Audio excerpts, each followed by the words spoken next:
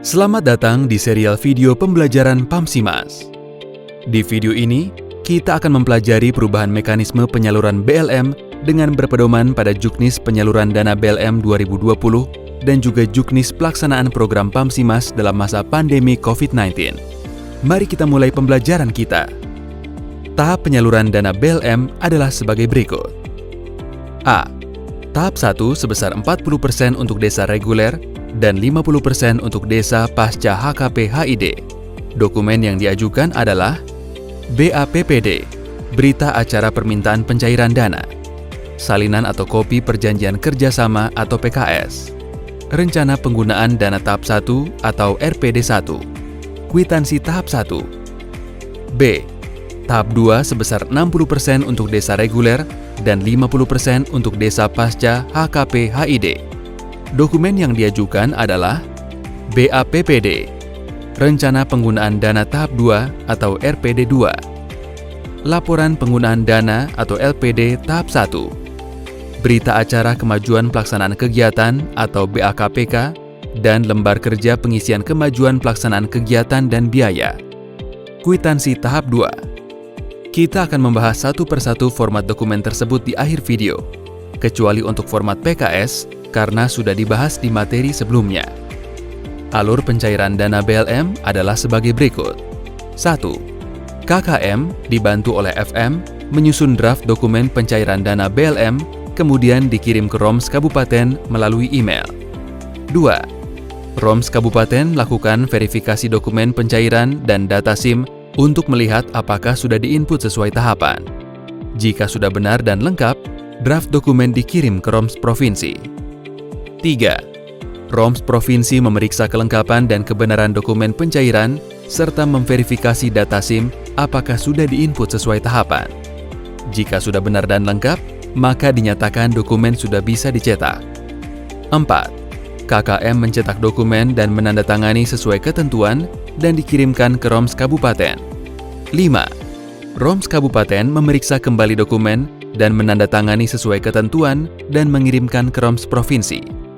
6. ROMS Provinsi memeriksa kembali kelengkapan dokumen dan kemudian menyampaikan kepada PPK Air Minum. 7.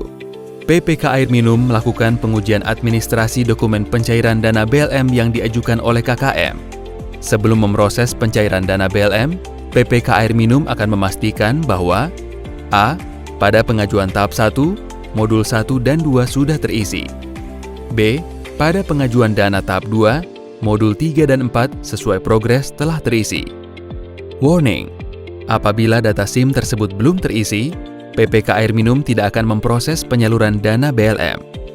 8. PPK Air Minum menerbitkan surat perintah pembayaran atau SPP. 9. PPSPM menerbitkan SPM yang diajukan ke KPPN. 10. KPPN menerbitkan SP2D dan menyalurkan dana ke rekening KKM. Setelah mengetahui mekanisme pencairan dana BLM, mari kita pelajari mekanisme penarikan dana BLM tersebut. 1. Satlak menyusun rencana penarikan dana di bank atau RPDB dan disetujui oleh koordinator KKM. 2. FM dan FS melakukan verifikasi RPDB. 3. DC menandatangani RPDB setelah melakukan verifikasi. 4. Penarikan dana di bank oleh 2 dari 3 orang penandatangan spesimen, kemudian dana diserahkan kepada bendahara satlak sebagai pemegang kas di KKM. 5. Bendahara melakukan pencatatan atas setiap transaksi yang terjadi dan membuat laporan keuangan setiap akhir bulan, yaitu tanggal 25. Hal-hal yang harus diperhatikan dalam penarikan dana dari rekening KKM adalah sebagai berikut. 1. Penarikan rekening KKM berdasarkan kebutuhan atau RPDB. 2. RPDB disusun untuk kebutuhan selama 1 minggu. 3. Cash on hand tidak boleh lebih dari 2 juta selama 5 hari. 4. Pembayaran kepada pihak ketiga lebih dari 10 juta wajib transfer. 5. Proses penarikan dana mengikuti prosedur pencegahan penyebaran COVID-19. Berita Acara Permintaan Pencairan Dana atau BAAPD.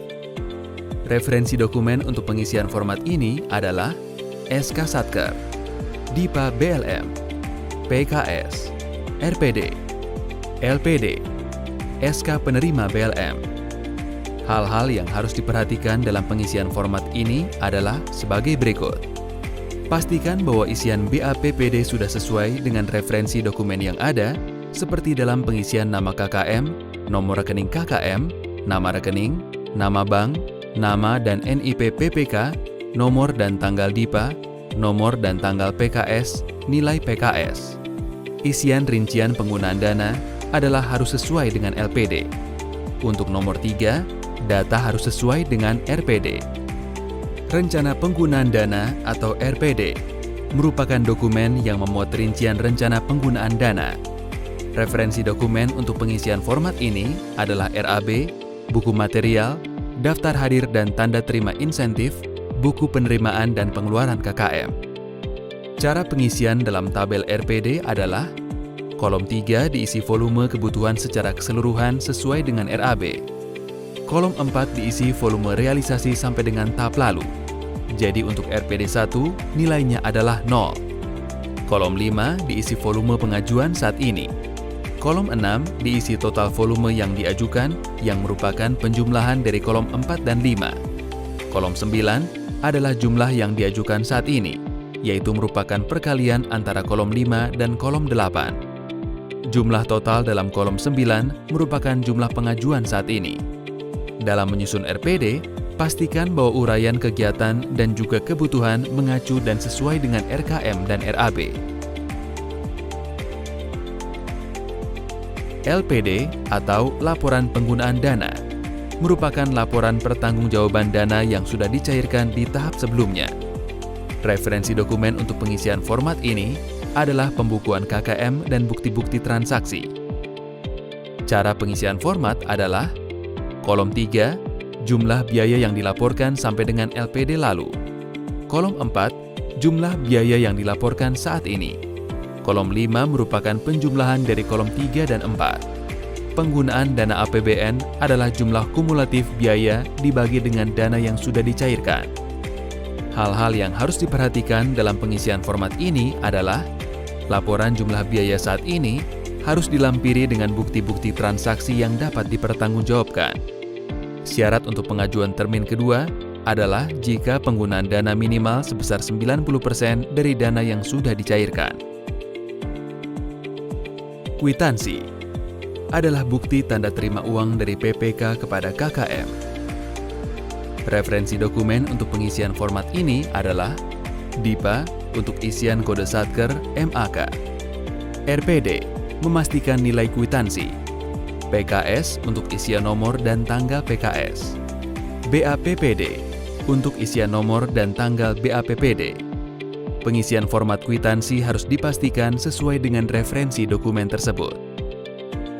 Berita acara kemajuan pelaksanaan kegiatan atau BAKPK adalah laporan progres fisik dan biaya yang dibuat oleh KKM bersama FM, CD, dan FM WSS. Referensi dokumen untuk pengisian format ini adalah lembar kerja pengisian laporan kemajuan kegiatan dan biaya, laporan penggunaan dana atau LPD. Hal-hal yang perlu diperhatikan dalam pengisian format ini adalah pastikan isian kemajuan pelaksanaan sesuai dengan lembar kerja pengisian laporan kemajuan kegiatan dan biaya, di mana untuk desa reguler minimal 30% dan desa pasca minimal 40%. Pastikan nilai jumlah pengeluaran sesuai yang dilaporkan dalam dokumen LPD. Lembar kerja pengisian laporan kemajuan kegiatan dan biaya merupakan uraian kemajuan pelaksanaan kegiatan. Referensi dokumen yang dibutuhkan untuk mengisi format ini adalah RAB, buku penerimaan dan pengeluaran KKM, buku in-cash, buku in-kind, daftar hadir dan tanda terima insentif atau in-kind, foto-foto kegiatan, format realisasi kegiatan RKM dan biaya. Cara pengisian format. Target bobot adalah biaya per masing-masing kegiatan dibagi dengan total biaya dalam RAB. Kegiatan tertimbang adalah bobot dikalikan dengan realisasi kegiatan. Jumlah tertimbang pada bagian bawah kolom 7 merupakan syarat pengajuan tahap 2 apabila sudah mencapai 30% untuk desa reguler dan 40% untuk desa pasca. Untuk isian keuangan, data-data yang diambil berdasarkan buku penerimaan dan pengeluaran. RPDB merupakan rencana penarikan dana di bank yang dibuat oleh Satlak. RPDB menjadi syarat ketika KKM bersama Satlak akan menarik dana di bank. Referensi dokumen untuk pengisian format ini adalah RAB dan rencana kegiatan, kurva S. Cara pengisian kolom-kolom dalam RPDB sama dengan pengisian RPD. Hal-hal yang harus diperhatikan oleh FM dan FS dalam melakukan pemeriksaan RPDB adalah sebagai berikut. Kesiapan KKM dan Satlak dalam pelaksanaan kegiatan seperti lahan yang akan dibangun, kesiapan supplier, tenaga kerja, dan lain-lain, sehingga ketika dana sudah ditarik, maka akan bisa langsung dibelanjakan. Perkiraan waktu untuk menggunakan dana tersebut. RPDB dibuat sesuai dengan kebutuhan untuk kurang lebih 1 minggu. Hal ini dimaksudkan agar dana tidak mengendap terlalu lama di tangan bendahara, sehingga mengurangi risiko dari sisi keamanan maupun dari sisi peluang terjadinya penyimpangan dana. Pastikan bahwa sebelum mengajukan RPDB, dana yang digunakan sebelumnya telah teradministrasikan dengan baik dan digunakan sesuai dengan ketentuan. Usahakan transaksi keuangan dengan cara transfer atau langsung setor tunai ke pihak supplier atau toko material yang sebelumnya telah dilakukan kesepakatan bersama dengan KKM atau Satlak, sehingga uang tunai yang dibawa oleh bendahara tidak terlalu banyak. Demikian pembahasan video pembelajaran kita kali ini. Sampai bertemu di video pembelajaran lainnya.